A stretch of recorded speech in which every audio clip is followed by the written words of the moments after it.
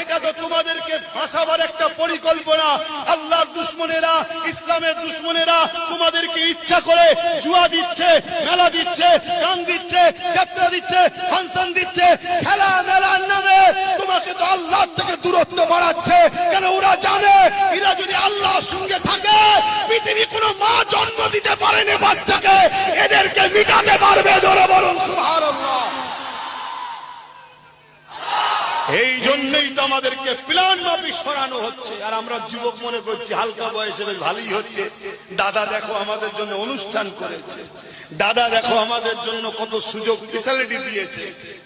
খুব সাবধান হও, তোমার দাদা দিদিরা তোমাকে প্ল্যান মাফিক সামান্য ভিক্ষার নামে আল্লাহ ছাড়াচ্ছে, নবী ছাড়াচ্ছে। হুঁশ করে কাজ করো, হুঁশ করে কাজ করো। তার একটা ছোট্ট উদাহরণ দিচ্ছি। কারো ধর্মের আমি পক্ষে বিপক্ষে নয়, প্রথমেই বলেছি যা ধর্ম তার কাছে, আমার ধর্ম আমার কাছে।